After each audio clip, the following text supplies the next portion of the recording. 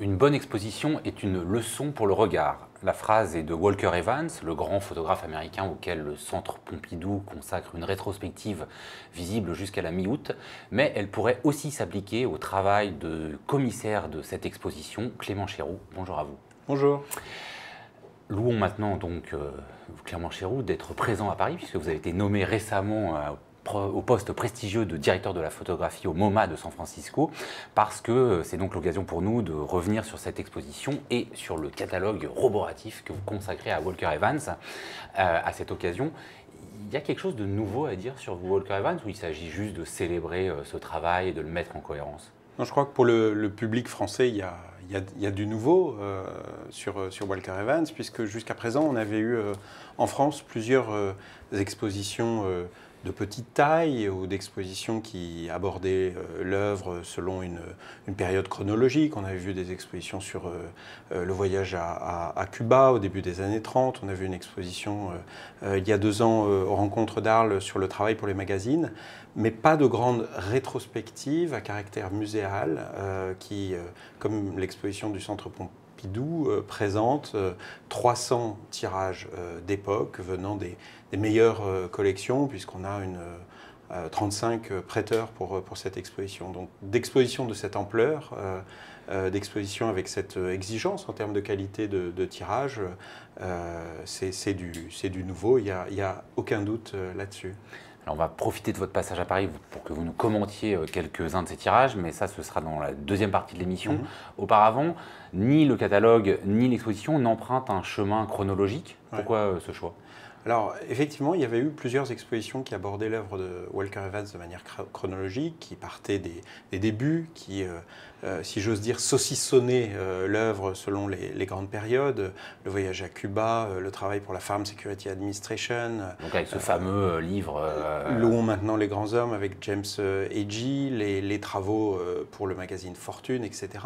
Là, il s'agit en fait d'une exposition qui aborde les choses plus de manière thématique. L'exposition est en fait organisée autour de la fascination de Walker Evans pour la culture vernaculaire américaine. Alors vernaculaire, c'est un terme qui revient et dans votre texte et dans l'exposition. Est-ce que vous pouvez un peu nous préciser ce que ça dit et ce que vous pensez que ça dit? Alors c'est un terme effectivement qui est un peu complexe, qui est un peu... qui arrête... On emploie toujours avec des guillemets. Voilà, qu'on emploie avec des guillemets, mais comme souvent les mots importants. C'est un mot en fait qui vient du latin. Alors il faut faire un petit peu d'étymologie latine parce que c'est utile. Verna décrit l'esclave. Dans le droit romain, verna c'est l'esclave. Donc le vernaculaire c'est quelque chose qui sert, quelque chose qui est utile. Vernaculus, pour être plus précis, c'est l'esclave qui est né dans la maison. Ce n'est pas l'esclave qui a été acheté sur le marché. Donc le vernaculaire, c'est aussi quelque chose qui est de l'ordre du domestique, qui est lié à la maison. Et puis ensuite, dans le droit romain, l'esclave est au bas de l'échelle sociale, et donc le vernaculaire est toujours quelque chose qui est bas, quelque chose qui est populaire, quelque chose qui se distingue du chic ou de l'aristocratique, on pourrait dire. Et je crois que ces trois définitions qu'on peut tirer de l'étymologie définissent assez bien le vernaculaire. Le vernaculaire est utilitaire, le vernaculaire est souvent domestique, lié à une région, il est local souvent, et enfin le vernaculaire est populaire. Dans la culture américaine, ce qui est vernaculaire, c'est tout ce qui se distingue de la haute culture. Les Américains distinguent volontiers entre le high et le low, le très haut et le très bas. Le vernaculaire est définitivement du côté du bas. C'est une notion que l'on emploie peu, malheureusement. C'est pourtant une notion qui est très importante aujourd'hui.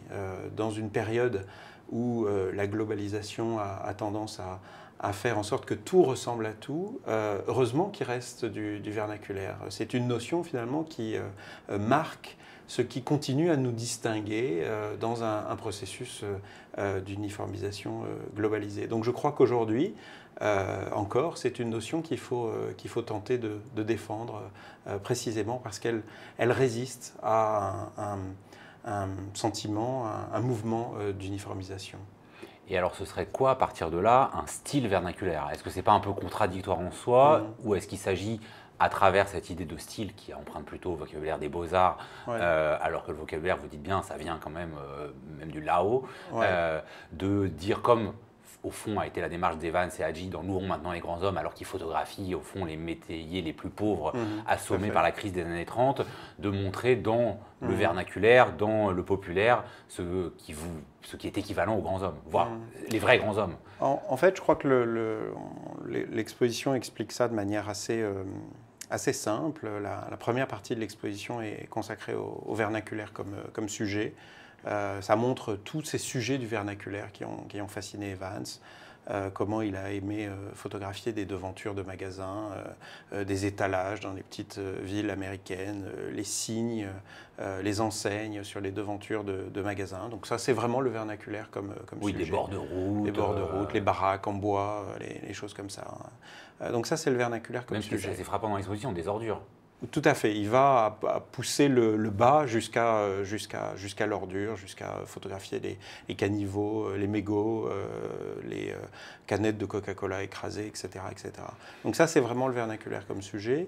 Mais on a aussi montré dans l'exposition que Walker Evans utilise aussi le vernaculaire comme méthode. C'est-à-dire qu'il a lui-même beaucoup regardé ce qu'on appelle dans le jargon de l'histoire de la photographie, la photographie vernaculaire.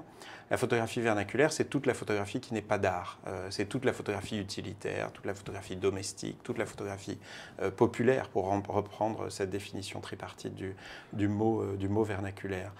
Evans adorait cette photographie-là. Il a collectionné lui-même les cartes postales, il a collectionné les photographies d'amateurs, les petits portraits faits dans les studios de quartier. Et on montre dans l'exposition comment, en fait, Evans s'est inspiré de cette photographie vernaculaire pour faire ses propres photographies. À la différence d'un photographe comme un autre très grand photographe américain comme Alfred Stieglitz, qui lui faisait tout pour montrer qu'il était un artiste, avait une production très marquée, avec des effets d'art permanents dans ses images. Evans fait tout au contraire pour se retirer derrière...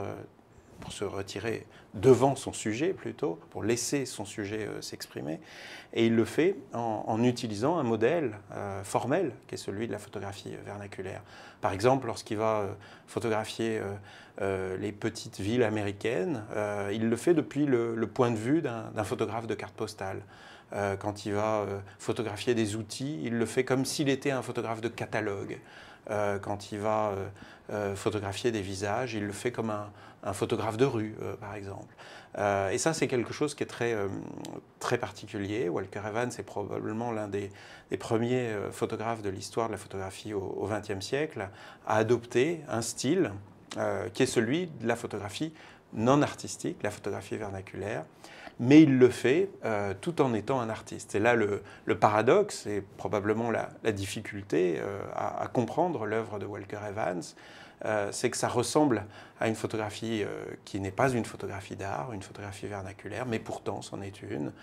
Evans expose dès 1938 au MoMA de New York et ne va cesser de se définir lui-même comme un artiste, mais tout en adoptant un point de vue, une démarche. Comment est-ce qu'on explique alors que justement avec des sujets quand même banals, triviaux, avec effectivement une méthode qui peut ressembler à la méthode de photographe de rue, il arrive comme ça très vite parce que je crois parce que c'est une démarche, parce que c'est quelque chose qui est très pensé, sur lequel il est extrêmement clair avec lui-même. Je crois que c'est aussi très proche de la démarche de certains écrivains de cette époque. On parlait tout à l'heure... Oui, d'ailleurs, il avait failli être écrivain, enfin il avait tout à fait. rêvé d'être écrivain. C'est quelqu'un qui a d'abord voulu être écrivain avant d'être photographe. Et on parlait tout à l'heure de James Hedgie.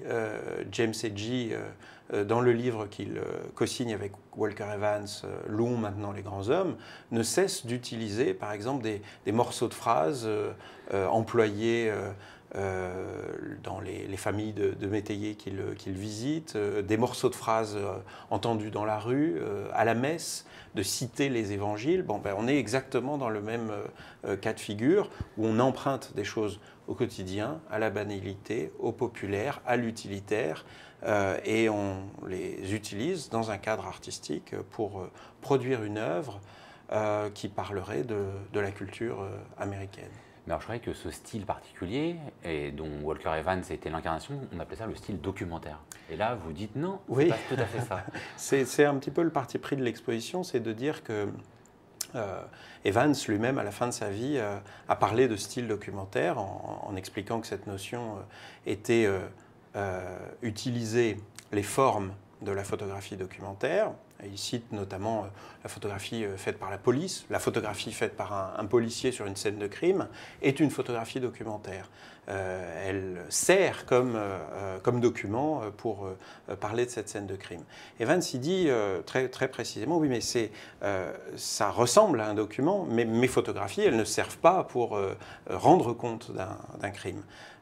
C'est réellement de l'art. Donc il rajoute le terme style qui est très clairement emprunté au vocabulaire de l'art pour dire que c'est une photographie qui s'inspire de cette photographie documentaire. Pour ce projet-là, pour cette exposition, on a voulu vraiment élargir le champ, dire que Walker Evans ne s'est pas simplement inspiré de la photographie documentaire, mais qui s'est inspiré de tout un autre registre de photographie, la photographie de carte postale, la photographie amateur, la photographie publicitaire, la photographie de catalogue, la photographie d'objets, le portrait de studio, et que donc la notion de photographie documentaire n'est pas suffisante pour couvrir la totalité de la production de Walker Evans. Et donc on remplace dans l'appellation qui est utilisée pour l'exposition le mot documentaire par un mot qui est plus large, qui englobe toutes ces autres formes photographiques, qui est le terme de vernaculaire. Et c'est donc pour ça que dans cette exposition, on parle d'un style vernaculaire. Dans cette exposition, il y a bien sûr de nombreux tirages, et parmi les plus beaux de Walker Evans, mais il y a aussi beaucoup d'objets tirés de ses collections. Comment est-ce que lui, il voyait l'articulation entre son travail de photographe et sa passion de collectionneur? Alors l'exposition montre effectivement les collections de Walker Evans. On a 2 pièces entièrement remplies de collections.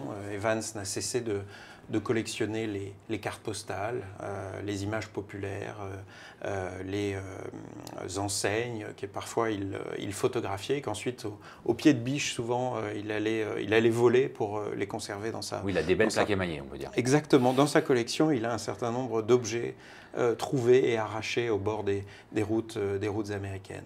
La raison pour laquelle on a voulu montrer les collections de Walker Evans, c'est que le mot vernaculaire lui-même est un mot assez difficile à expliquer. On n'avait pas envie de remplir un mur avec une définition, avec l'étymologie du mot.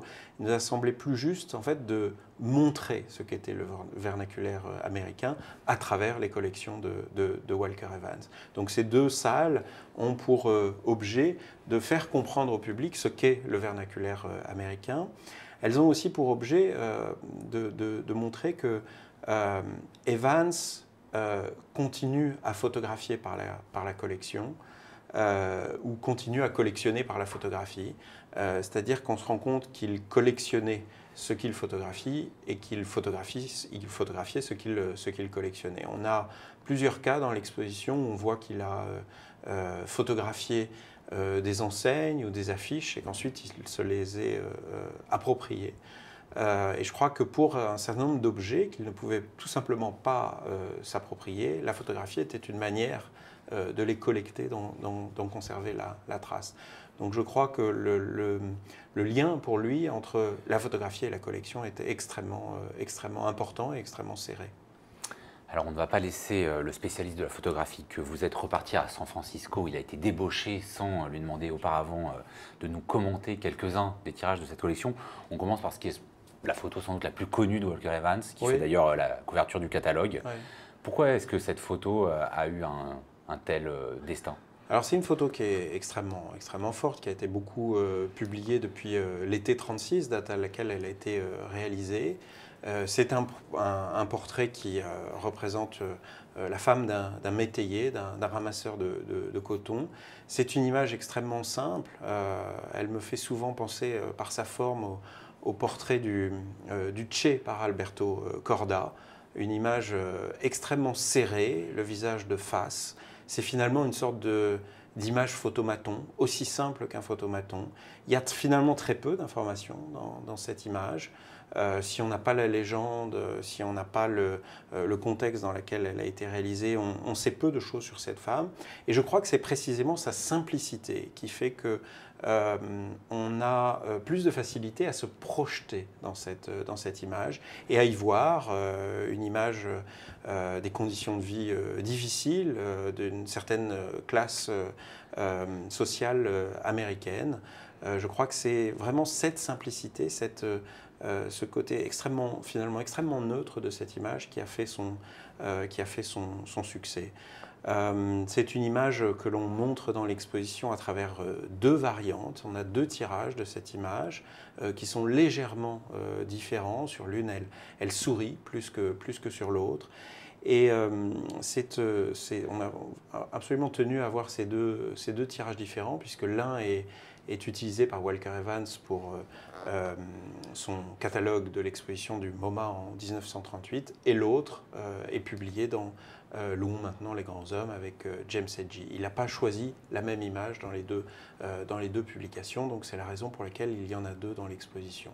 On a également... Vous avez fait deux catalogues avec les deux ou Non, il n'y a qu'un seul catalogue. On a mis en couverture celle qui avait été utilisée par le MoMA en 1938.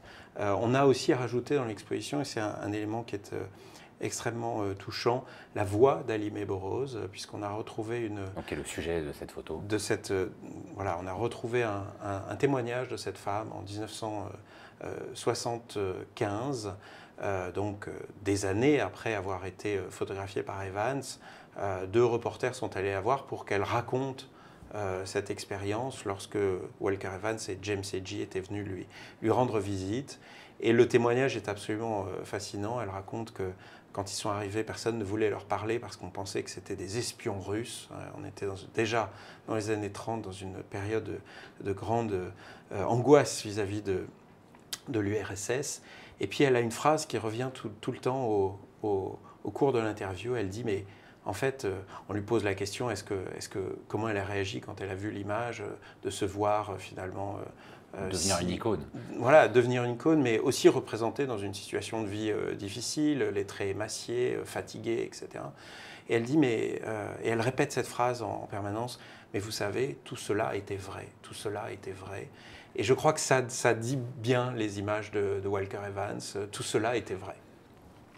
Alors, autre exemple de quelque chose de vrai qui a un peu disparu, hein, un studio photo.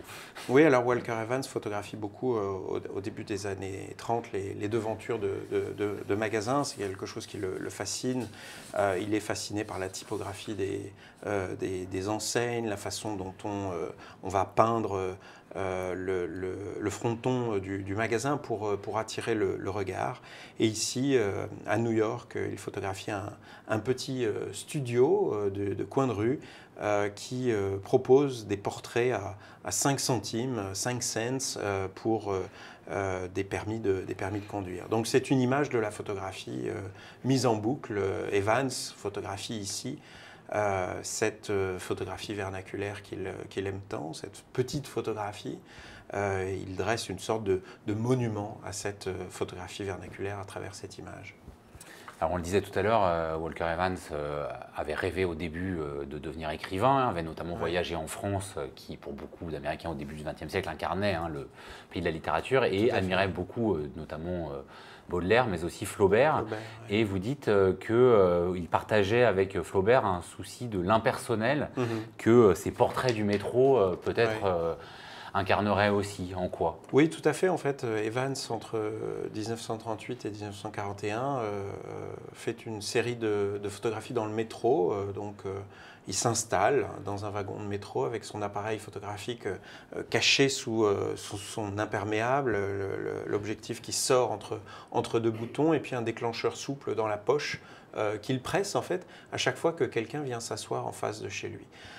Il a souvent raconté qu'il voulait rester absolument, ne pas choisir ses sujets, faire en sorte que ce soit la personne qui, lorsqu'elle vient s'asseoir en face de lui, déclenche la prise de vue.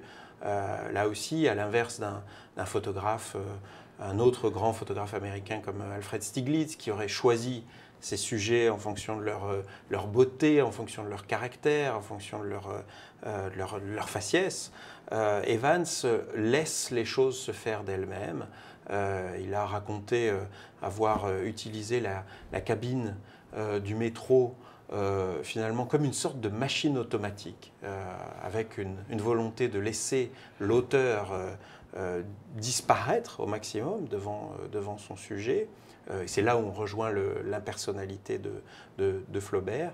Et finalement, on a le sentiment qu'il finit par transformer la cabine du métro en une sorte de cabine de photomaton, hein, une sorte de lieu où les images se font d'elles-mêmes, avec un auteur qui est le plus impersonnel possible, le plus neutre possible, pour laisser ces sujets s'exprimer. Car ce que cherche Evans à travers ces images du métro, c'est de produire une sorte de portrait de synthèse du New-Yorkais de la fin des années 30 et du début des années 40.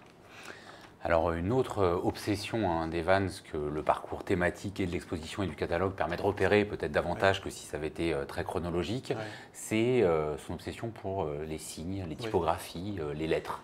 Les enseignes, c'est vraiment un des grands sujets de prédilection de Walker Evans. Il ne va cesser de les photographier dès ses débuts vers 29. Hein, les toutes premières photographies sont des photographies de lettres sur les murs. Et il va continuer jusque dans les années... Son père était publicitaire. Ça Effectivement, on le rappelle, je crois qu'il y a une sorte de gêne de la typographie. Evans a souvent dit qu'il était fasciné par cette iconographie publicitaire. Il a souvent dit qu'il aurait aimé être quelqu'un qui fait des lettres, qui fabrique des lettres. C'est-à-dire, le terme en anglais qu'il emploie est letterer. On pourrait probablement traduire ça par un typographe ou quelqu'un qui fabrique, qui dessine les lettres elles-mêmes. Il est vraiment fasciné par ça et il va continuer à les photographier jusque dans les années 70. 2 ans avant sa mort, il est encore en train de photographier des enseignes. Alors cette image est absolument extraordinaire. Ce sont des ouvriers qui débarquent une grande enseigne illuminée à New York sur laquelle on peut lire damaged, c'est-à-dire abîmé, cassé. On se demande un petit peu à quoi ça va servir. Quelle enseigne on va mettre ça. Mais voilà, c'est une image qui, à mon sens, conserve un petit peu de la prédilection de Walker Evans pour le dadaïsme, vous savez, ces compositions de lettres avec des mots qui semblent crier sur la page. Et je crois que cette image fait directement référence à ce moment-là de l'iconographie des avant-gardes. Alors apparemment, tout autre travail, mais pas vraiment en fait avec cette série. Non, c'est ça qui est vraiment fascinant avec Evans, hein, c'est qu'on passe d'une image à une autre et qu'on peut se demander qu'est-ce qui fait le lien entre toutes ces images. Des images faites dans la rue au petit format, des portraits, des images qui ressemblent à de la photographie d'architecture ou à de la photographie de carte postale. Et ce qui fait le lien entre tout ça, c'est effectivement la question du vernaculaire. Evans n'a cessé de chercher à définir cette culture vernaculaire américaine à travers ses personnages, son petit peuple, mais aussi à travers ses devantures et son architecture. Ici, il photographie les églises en bois du sud des États-Unis, et il le fait là aussi de manière extrêmement simple, extrêmement neutre, en se mettant devant son sujet de manière totalement frontale. Il n'y a rien de plus neutre que la frontalité. Oui, quasiment en photographe d'architecture. En photographe d'architecture ou en photographe de carte postale. On montre dans l'exposition qu'il a photographié une autre devanture d'église exactement depuis le même point de vue qu'un photographe de carte postale dont il avait la carte postale dans sa propre collection. Donc tout ça se met en boucle parfaitement. Et je crois que voilà, là, ce qu'il cherche à montrer, c'est la simplicité de cette architecture du sud des États-Unis. Une autre image où là, on a aussi beaucoup de choses, c'est-à-dire l'américanité, oui. même si on se demande un peu ce qu'on désigne par ce terme, hein, vous allez peut-être nous l'expliquer. Et puis, c'est là qu'on se rend compte que Evans était sans doute un des grands photographes de l'avènement de l'ère industrielle, mais aussi un prophète de tous les déchets qu'allait créer cette ère. Alors c'est, je crois, ce qui fait pour moi la grande intelligence de Walker Evans, c'est-à-dire qu'il a compris que la modernité était certes facteur de progrès, mais qu'en même temps, à chaque fois qu'il y avait progrès, il y avait ce qu'on pourrait appeler regret, c'est-à-dire une forme de régression, et que plus on va vite, plus il y a des accidents, plus on consomme, plus on produit de déchets. Et Evans l'a très bien compris, et plutôt que de montrer un modernisme flamboyant, comme beaucoup de ses compatriotes des années 20 ou 30, qui montraient vraiment le progrès, la machine bien huilée qui tourne, les chromes rutilants. Lui, il va montrer ce symbole de l'industrie américaine, qui est la Ford Model T. Il ne va pas la montrer à pleine allure, en parfait état. Il va au contraire montrer le cimetière de Ford T découvert au bord d'une route lors d'un de ses voyages. Et il montre donc finalement cette autre face du progrès, cette autre face de cette Amérique, flamboyante des années 20 et 30. Et alors une dernière photographie, plus étonnante, hein, on est quasiment à la fin de l'exposition. Oui. Et il y a toute une série d'outils en gros plan. Oui, alors là aussi, on est en plein dans le vernaculaire. Ce que cherche à montrer Walker Evans, c'est la beauté des outils communs. Que ces outils qui servent, on est encore à nouveau dans l'utilitaire, ces outils, ils ont une beauté en elles-mêmes. Et une beauté qui est souvent dictée par leur utilité. Evans est fasciné par ces objets. Il va les traquer pendant plusieurs jours dans les quincailleries de New York. Il est accompagné à ce moment-là d'un jeune photographe qui est son assistant sur cette série, qui s'appelle Robert Frank, qui va devenir celui que l'on connaît. Et ensuite, il va ramener ses outils à l'atelier, il va les photographier sur un fond blanc, extrêmement neutre, là où probablement un autre photographe comme Stiglitz ou même Man Ray aurait probablement utilisé les ombres pour rendre ces objets beaucoup plus expressionnistes. Lui, au contraire, il est dans la plus grande neutralité, la plus grande simplicité. Et il photographie ces objets, là aussi ces objets vernaculaires, à la manière d'un photographe vernaculaire, c'est-à-dire comme l'aurait fait un photographe de catalogue qui fait de simples packshots pour faire la publicité de ces objets-là. Et c'est là où on voit, je crois, la très grande cohérence de Walker Evans. Le sujet est vernaculaire, mais aussi la façon de le photographier s'inspire de cette photographie vernaculaire. Il reste plus de 290 tirages à commenter éventuellement, mais on ne va pas tout faire là. On va vous remercier beaucoup, Clément Chéroux, d'être passé par les studios du Passage Brulon. L'exposition, c'est jusqu'à la mi-août et le catalogue, c'est sans limite de temps. Bon retour à San Francisco. Merci beaucoup.